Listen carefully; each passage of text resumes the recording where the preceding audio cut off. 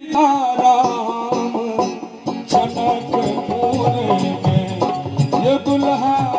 दुल्हन सीताराम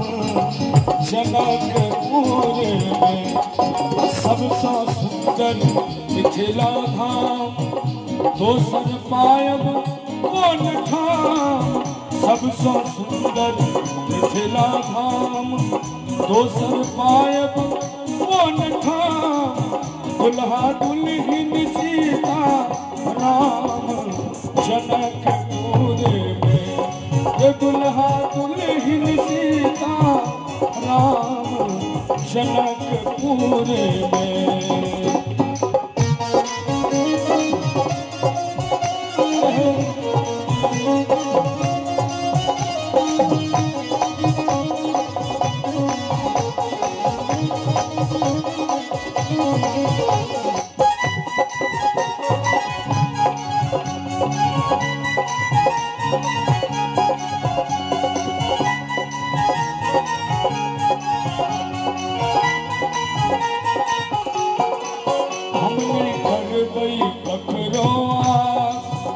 जखन मिथिला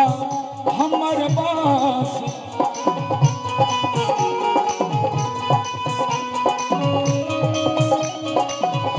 यो हम नहीं करबै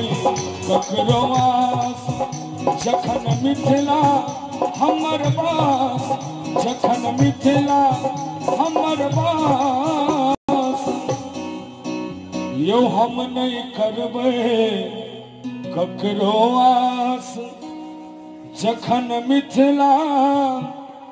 हमर बास हमर बहिन अपन खास जनकपुर में ये हमर बहिन अपन खास जनकपुर में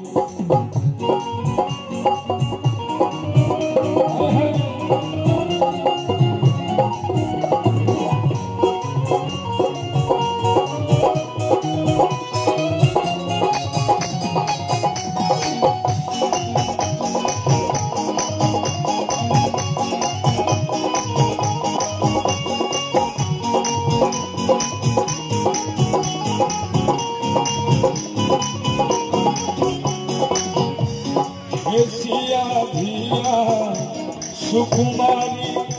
वो झझ जाना कह दुलारी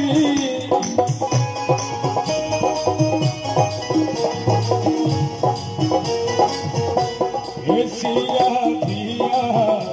सुकुमारी वो झझ जाना कह दुलारी वो झझ जाना कह दुलारी लो धर्म जी कैलन ससुरारी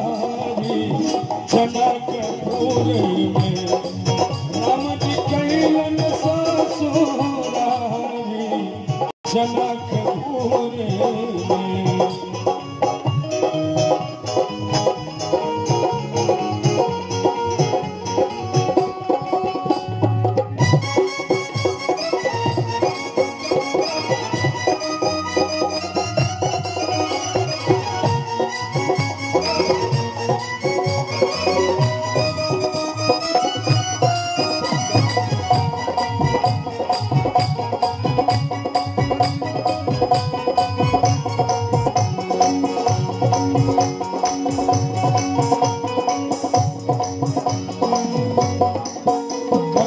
गंगा स्नान धर्म जुगल मूरत पर ध्यान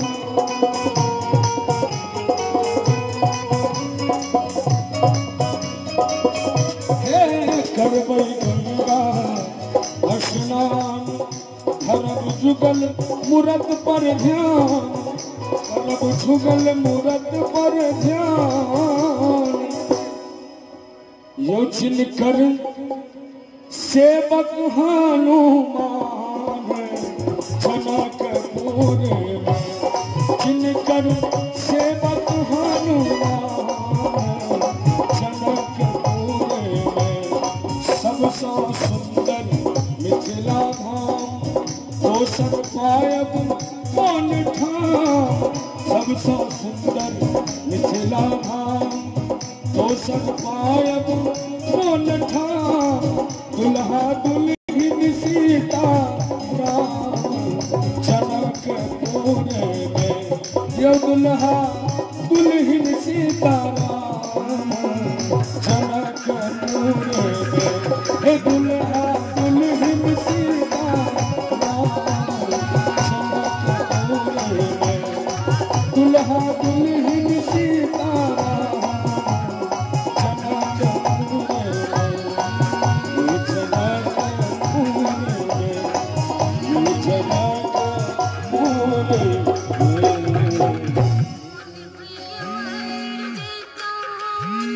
बहुत बहुत आशीर्वाद।